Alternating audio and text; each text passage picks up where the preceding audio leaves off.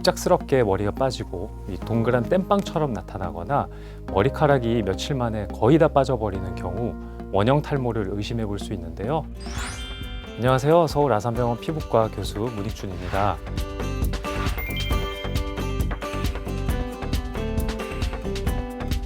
오늘은 원형 탈모의 증상과 치료 그리고 예방법까지 폭넓게 알아보는 시간을 갖겠습니다.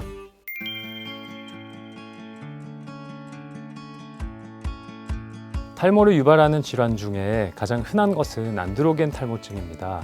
안드로겐 탈모증은 유전, 환경, 그리고 호르몬의 상호작용으로 나타나는 것으로 알려져 있고 어린 나이에는 잘 생기지 않는 반면에 원형 탈모는 모든 나이에 발생할 수 있으며 그 원인이 전혀 다릅니다. 백혈구는 우리의 건강을 위협하는 여러 균이나 바이러스 그리고 암세포와 싸워서 우리의 몸을 보호하는 역할을 하는데요. 이런 백혈구에 문제가 생겨서 백혈구들 중 일부가 우리의 몸의 털, 즉 모낭을 공격하게 되면 털이 빠지게 되고 탈모가 일어나게 됩니다. 따라서 모낭 주변으로 자가 면역 반응이라고 하는 일이 일어나서 머리카락이 빠지는 대표적인 질환이 원형 탈모증입니다. 나의 머리카락을 공격하는 백혈구가 왜 만들어지는지는 아직 확실하게 밝혀져 있지 않습니다. 유전적인 소인이 작용한다고 알려져 있지만 이 모든 것을 100% 유전으로 해석하기는 어렵고 많은 환자분들이 원형 탈모가 발생할 즈음에 극심한 스트레스로 고통받았다고들 하시는데 이런 정서적인 스트레스도 질환의 발생에 큰 역할을 하는 것으로 생각됩니다.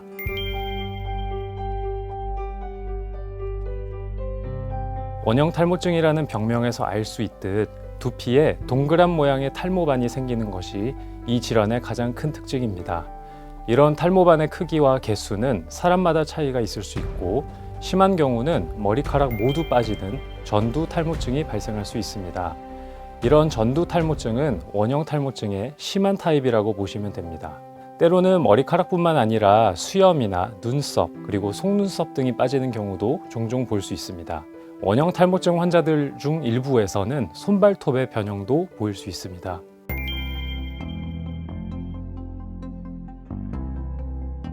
원형 탈모증의 진단은 보통 이런 전형적인 특징들을 토대로 임상적으로 진단합니다. 머리카락을 살짝만 잡아당겨도 쑥쑥 빠지는 것도 원형 탈모증의 증상이라 모발 당김 검사를 해본다든지 머리가 빠진 부위를 확대경으로 보면 원형 탈모증을 시사하는 여러 특징들이 보이는 경우도 있어서 확대경 검사를 하는 경우도 많습니다. 전형적이지 않은 탈모증으로 오시는 환자분들은 정확한 진단을 위해 가끔 조직 검사를 시행해서 진단하기도 합니다.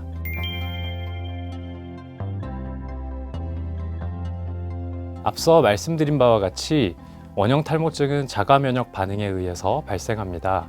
따라서 원인이 되는 면역 반응을 억제하는 것이 치료의 근간이 됩니다. 면역을 억제하는 이른바 면역 억제제를 주로 사용하게 되는데 대표적으로는 스테로이드가 있습니다. 탈모의 범위와 수가 많지 않으면 머리가 빠진 곳에 스테로이드를 주사하는 치료법을 주로 사용합니다. 스테로이드가 두피 내에 일어나고 있는 자가 면역 반응을 감소시켜 다시 머리가 자라게 하는 치료인데요.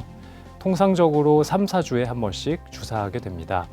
이런 스테로이드 주사 치료는 비용도 적고 효과도 우수한데 주사를 맞을 때 꽤나 아프다는 것이 단점입니다.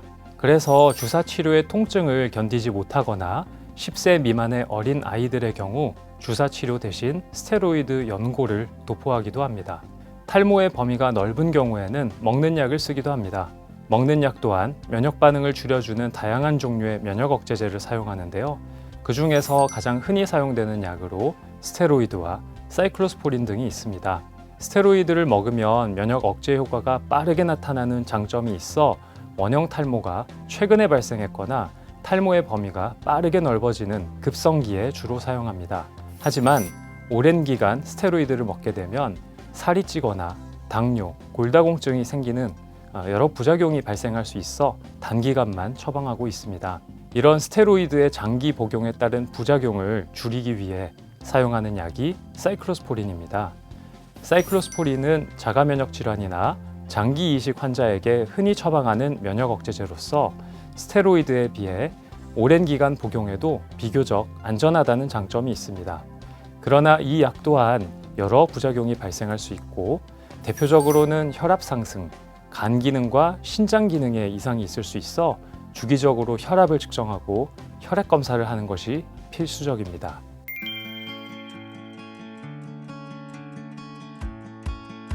소아 환자에서는 주사를 맞지도 못하고 먹는 약을 처방하는 것도 걱정이 되는 경우가 많습니다. 일반적으로는 스테로이드 연고를 바르면서 몇 개월 정도 지켜보게 되는데요.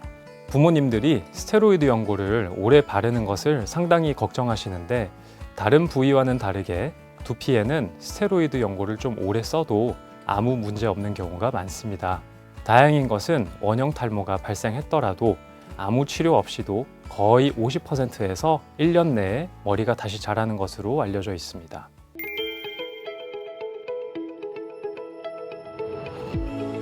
최근에 원형 탈모증으로 고생하시는 환자분들께 좋은 소식들이 있는데요. 바로 새로운 치료제들이 하나둘씩 출시되고 있다는 소식입니다.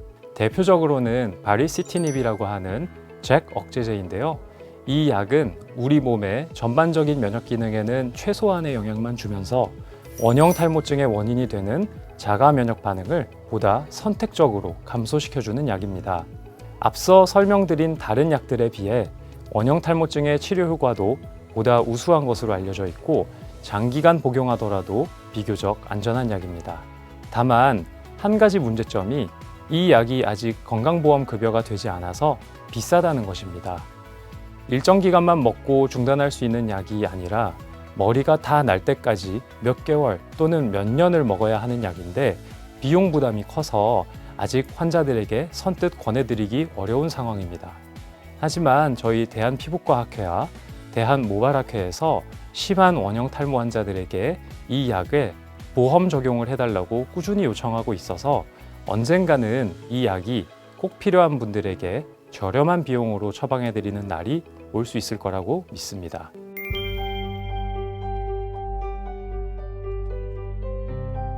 원형 탈모증은 다양한 자가 면역 질환을 동반할 수 있는 것으로 알려져 있습니다. 대규모 연구들에 따르면 원형 탈모증이 있는 환자는 갑상선 질환이나 제1형 당뇨, 빈혈, 아토피 피부염과 알러지 질환들을 동반할 확률이 일반인에 비해 높습니다. 그래서 원형 탈모증으로 진단받으신 환자분들께 동반될 수 있는 질환들에 대한 검사를 시행하고 있습니다. 만약 검사에서 동반 질환이 확인되면 그 동반 질환에 대해서도 적절한 치료를 받으실 수 있게끔 안내해드리고 있습니다.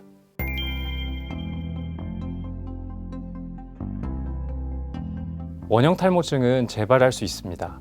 원형 탈모증이 적절하게 치료가 되어서 머리카락이 다 자란 후에도 재발하는 경우가 많습니다.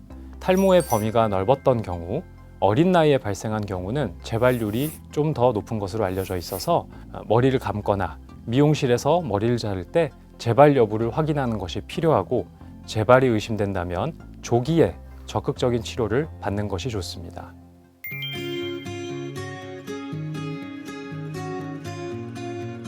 안타깝지만 아직 명확한 예방법이 없는 실정입니다. 정서적인 스트레스를 극복할 수 있도록 적절한 운동, 명상이나 요가 등이 도움이 될 수 있고, 전반적으로 건강한 신체를 유지하기 위해 균형 잡힌 식습관을 갖는 것이 중요하다고 생각합니다. 오늘은 원형 탈모증에 대해 알아보았습니다. 머리가 한 움큼씩 빠진다고 해서 너무 걱정하지 마시고 전문의를 찾아 정확한 진단과 효과적인 치료를 받으시기를 바랍니다. 그리고 지금 치료를 받고 계시는 중에도 머리가 다시 자라지 않아 고민이신 분들께서도 앞으로 더 좋은 치료 방법들에 대한 연구가 매우 활발하게 이루어지고 있으니 희망을 잃지 않으시기를 바랍니다. 감사합니다.